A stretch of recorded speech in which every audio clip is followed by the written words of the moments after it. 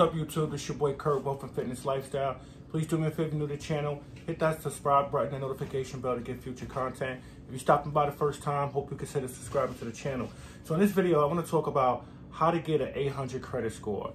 And I want to take this from the standpoint that beginning of 2020, I listed 10 goals, and I'm kind of doing a series of each one of my goals for 2020 that I was able to accomplish. And one of them was actually getting my credit score to an 800. And in this video, I want to tell you the steps that you're going to take that necessary to be able to get you and obtain an 800 credit score.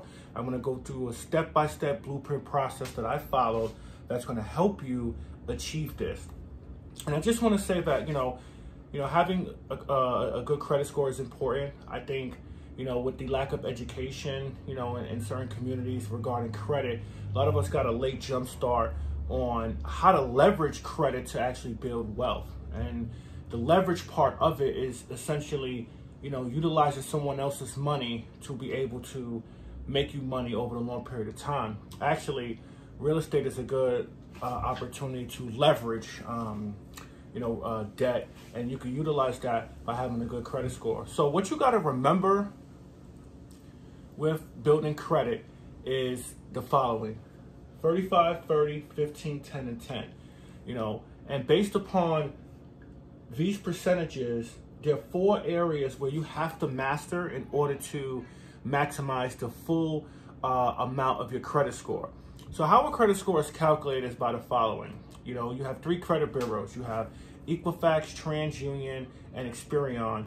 And based upon your accounts, your credit accounts, your revolving accounts, if you have a mortgage, student loans, credit cards, things of that nature, based upon your history, it's kind of like a report card of how you use credit. And they utilize this format for each one of those credit bureaus to determine what your score is. Now, depending upon your score, that will determine potential lenders to approve you for loans and things of that nature. And the higher your credit score, the more opportunities you have to get approved for loans, whether it's a mortgage loan, whether it's a loan to start business, or whatever it is. When you have a lower credit score, it actually impacts your odds and chances of getting approved for credit. And also, too, if you are, you'll probably pay more in fees. And what happens is that when you have good credit, rewards you for having good credit by, eliminating those fees. So what I want to do is I'm going to take you step by step and with each entity. The first part in understanding how credit works is understanding 35% of your score is on-time payments. And what that means is that on all your revolving accounts, so this 35% actually is the percentage on all your revolving accounts. So you have installment debt and you have revolving debt. Installment debt is kind of like mortgage, a car loan, student loans, things like that. Revolving debt is your credit cards, your store department cards, right? And this 35% is based upon on-time payments on your revolving account, so your store cards and your credit cards. And in order to maximize the 35% of your score, you have to have 99% of on-time payments. What that means is out of 100 payments total, you have to have 1 late payment or no late payments. But you have to have 99% of all your revolving accounts, you have to have on-time payments.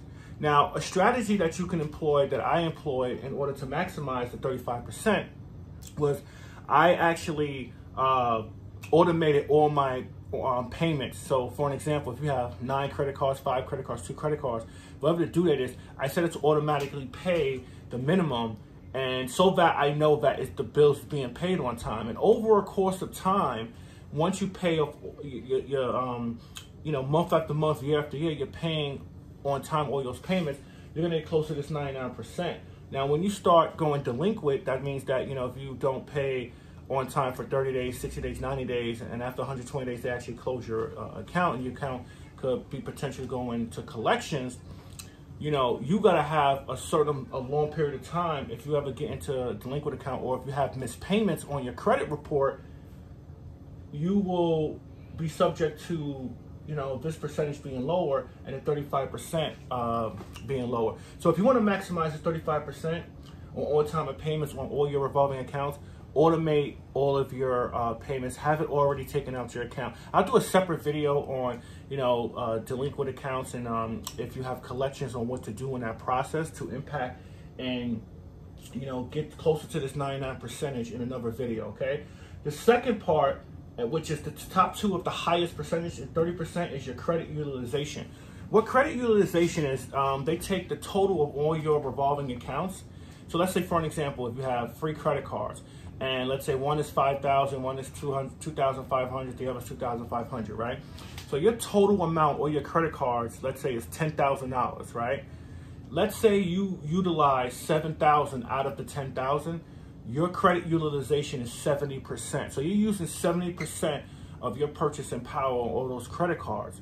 Now, in order to maximize 30%, the 30% total, you would have to have a credit utilization of between 0 and 9%. Now, it's recommended that the rule of 3, you divide by 3, don't go past 30% of your credit cards. Well, that gets you in the safe zone. But if you want to maximize 30% utilization, you have to have between 0 and 9%. So don't spend more than 10% of your total credit utilization. Now, a strategy that I employed here to increase my utilization was I actually contacted all my credit account, my credit cards, and asked them if they can increase my utilization without, pulling my credit. Because if they pulled my credit, I would get a hard inquiry, which I'll talk about later on in inquiries. Then, my points would drop, right? So I asked them, and I had it in writing that, can I get an increase in credit without pulling my credit report? And what that does is that increases your utilization. So for an example, I'm going to drop a jewel here. There's a couple of credit cards that you can actually apply for that won't pull your credit. So My Jeweler's Club is one of those credit cards that you can actually be automatically approved for a $5,000 limit. So one of the strategies that I did to increase my utilization is I actually made a purchase of $100, and they automatically pre-approve you, but you gotta pay $100 for one of their items. You paid $100, boom, you get $5,000 worth of purchasing power, and then I just paid it back the next month. And also too, what I want to add is that this is what a lot of your credit repair companies don't tell you. It's one of the strategies that they do to increase your credit utilization. So for an example, when I did that, let's say I had $10,000, right? And I was using $7,000 of that credit card, so my utilization was 70%, right?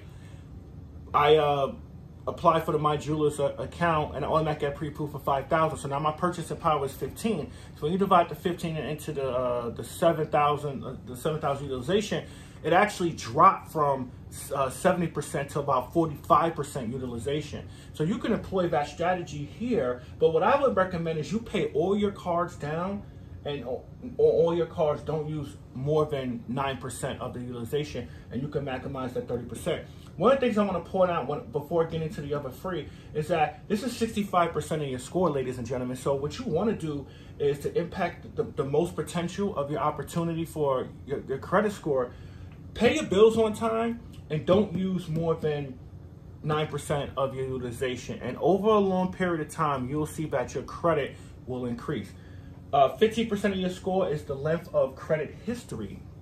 So what this is that it's basically how long you had established credit. So let's say you open up a credit card 5-10 years ago, one credit card 9 years after that, then another credit card 5 years ago. They take the average of the total amount you had on all your credit accounts, and they take that average and give you a number. So let's say, for an example, in order to maximize 15% of your length of credit history, you got to have established credit for at least 10 years to get that 15%. Now, this area is not as high as on-time payments and credit utilization. However, you want to maximize on this, you're just going to have established credit and be in good standing with all your credit account over a long period of time. This is going to actually take you a long period of time. To get to 800 credit score, guys, you got to have good credit, good rating on your credit, use your cards, be responsible for an extended period of time. And then once you get to that extended period of time, you'll see that your credit score gets to 800. 10% of your score is credit mix. So that what that essentially means is you know, how many different kind of accounts you have. You have a credit card, you have a mortgage, you have, you know, student loans. You just have a mix of different credit that you've been paying on time and you're in good standing. And it's recommended you have at least 18 total accounts to maximize on the 10% of your overall score, okay? And the last one is inquiries. So with inquiries, you have two types of inquiries. You have a soft inquiry and you have a hard inquiry. Typically with hard inquiries, that's when you're trying to borrow a larger substantial amount of money. So let's say, for an example, you know, you want to get pre-approved for a mortgage, you want to get pre-approved for a large purchase from a bank. And what they do is when they pull your credit, they do a hard inquiry on your credit, they actually get your report from your 3 credit bureaus. And what they do is they basically, based upon the information, if you're paying on time, what your utilization is, how long you had credit, if you have good credit mix, what they do is they say, okay, we approve you or we don't approve you. Typically, once you get here to 800, they approve you for every fucking thing. I mean, I get all kind of mails for different kind of credit card accounts and open up this. It's like they saying, you got 800 credit score? Credit here, come with us, come with us, come with us. But what you want to do is have no hard inquiries, no inquiries for at least 12 months, no inquiries, so you can maximize on that 10%. What I would do is I would make sure that in each one of these entities, I make sure I do what it needs to take to maximize this score, this 35%, the 30, the 15, 10, and 10, but you got to be in these percentages. So 35% of your score on-time payments, have 99% of all your payments on time. For your credit utilization, don't use no more than 9% of your available credit. Have at least 10 plus years of good length of credit history. Also have a good credit mix of 18 plus accounts, and no hard inquiries for at least 12 months. So if you utilize this strategy and starting to help you build your credit score, you know, from today, this will help you to get to the 800 mark. So I hope this information was helpful for you. Let's get fit, let's gain wealth, let's improve our lifestyle. Thank you for the subscriber who asked this question on how I got to my credit score to 800. And I hope this information is utilized for you guys. So I'll let you.